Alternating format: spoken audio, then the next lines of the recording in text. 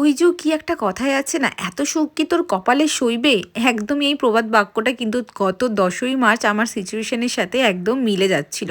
এই গত ১০ তারিখ আসার আগে অবধি আমি সেই দিনটা নিয়ে যতটা না এক্সাইটেড ছিলাম, দিনটা আসার পর কিন্তু হয়রানির পর হয়রানি যেন শেষই হচ্ছিল না। ১০ তারিখ যেহেতু সানডে ছিল, তাই সকালবেলা ছিল আমার মেকআপের ক্লাস। তো আজকে আমার স্টুডেন্টদের আই মেকআপ প্র্যাকটিস করাচ্ছিলাম। তারপর চললাম ব্রাইডাল মেকওভার করতে। আর সবথেকে বেশি খুশির কারণ কি ছিল জানো? কারণ আজকের মেকওভারটা একদম আমার পাশের বাড়িতেই ছিল। যেহেতু পাশের বাড়িতেই ছিল, তাই জন্য ব্যাগ টানাটানির কোনো ব্যাপার নেই। জাস্ট চট করে যাবো, মেকওভার সেরে বাড়ি চলে আসবো। কোনো গাড়ি ঘোড়া ঝুট ঝামেলা লেট হওয়ার তো কোনো ব্যাপারই নেই। তবে ক্লায়েন্টকে শাড়ি পরানো হয়ে গেছে, ব্যাগ থেকে সব মেকআপ পত্র আনপ্যাক করা হয়ে গেছে, ক্রিম্পিং স্টার্ট হয়ে গেছে, তখন দেখলাম হঠাৎ করে হয়ে গেল লোডশেডিং, হয়ে গেল পাওয়ার কাট। আর আমারও কিন্তু মাথায় পুরো পড়লো একটা বাজ। মোড়ের মাথায় লাইভ পোস্টে দেখলাম সিএসসি কাজ করছে। ওনাদেরকে জিজ্ঞেস করলাম কতক্ষণ এরকম পাওয়ার কাট থাকবে। ওনারা বললেন যে অনেকটা টাইম লাগবে, ১-১.৫ ঘন্টা ব্যাস। সেটা শুনে তো আমরা আর দেরি করলাম না, ব্যাগপত্র আবার গুছিয়ে নিয়ে চললাম অন্য একটা লোকেশনে দিদিকে সাজাতে। তবে এইসব করতে গিয়ে অনেকটা টাইম নষ্ট হয়ে গেছিলো, প্রায় ১ ঘন্টা আমরা লেটে চলছিলাম। কেননা ব্যাগ থেকে সব কিছু আমরা আনপ্যাক করে ফেলেছিলাম, মেকআপ হেয়ারের প্রোডাক্ট, সেগুলোকে আবার প্যাকিং করে আমরা চললাম নেক্সট লোকেশনে। প্রথমে আমরা সাজাচ্ছিলাম দিদিকে দিদির মামি বাড়িতে, তারপর দিদির ফ্ল্যাটে আমরা চলে গেলাম। আর হোপফুলি দিদির ফ্ল্যাটে কিন্তু কারেন্ট ছিল। তো যাই হোক, আর কোনো রকম লেট না করে আমি আর দিদি আজকে ক্লায়েন্ট, মিষ্টি ক্লায়েন্ট সায়ন্তিকা দিকে রেডি করতে স্টার্ট করলাম। আর সায়ন্তিকা দিয়ে নিজস্ব সেরকম কোনো ডিমান্ড ছিল না। দিদি বলেছিল জাস্ট সিম্পল লুক হবে, যাতে ন্যাচারালি গ্লো করে, ব্যাস। তারপরে আমার উপরে ছেড়ে দিয়েছিল পুরোপুরি যে আমি যেরকমভাবে বুঝবো দিদিকে কোন লুকটাই ভালো লাগবে সেই রকমই যেন সাজিয়ে দিই।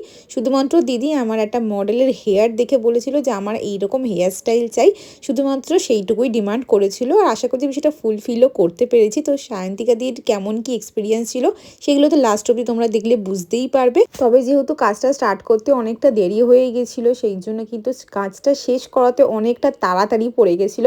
কিন্তু অবশ্যই যা গরম পড়েছে, এর মধ্যে যাতে দিদির মেকআপটা ইনট্যাক্ট থাকে, সারাক্ষণ খুব ভালো থাকে, আর দিদির একটু ঘামের প্রবলেমও আছে, এই সব কিছু মাথায় রেখে আমাকে কাজটা করতে হচ্ছিল। আর দিদি সত্যি ভীষণ সুইট ছিল। দিদি কোনো রকম কোনো কিছু একবারও দেখতেও চায়নি মেকআপ যে কেমন কি লাগছে, পুরোপুরি কিন্তু আমার ওপর ব্লাইন্ডলি ট্রাস্ট করেছিল।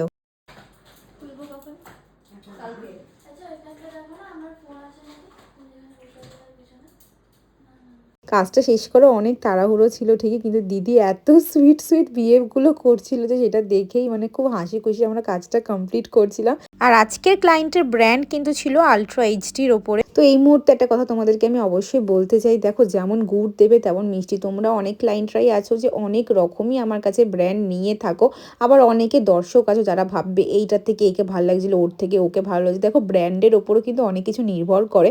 তো যত ভালো ব্র্যান্ড নেবে অবশ্যই তো মেকআপ ততই সুন্দর খেলবে, তাই না? তো চলো, সায়ন্তিকা দির তো লুক কমপ্লিট, এবার দিদির কাছে একটু রিভিউ নিয়ে নিচ্ছে দিদির আমার কাছে সেজে আজকে কেমন লাগে। সাজ মন মতো হয়েছে কিনা বলো, রিভিউটা একটু শেয়ার করো। জাস্ট লুকিং লাইক আ ওয়াও, মানে আমি নিজে নিজেকে চিনতে পারছি না। থ্যাংক ইউ নীলাদি, পছন্দ হয়েছে সুন্দরভাবে আমাকে মেকওভারটা করার জন্য।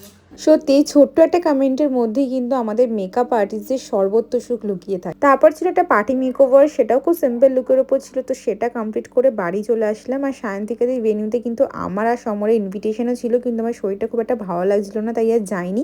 সমরকে দিয়ে এইসব খাবার অর্ডার করে বাড়িতে খেয়ে দিয়ে ঘুমিয়ে পড়লাম। বাই।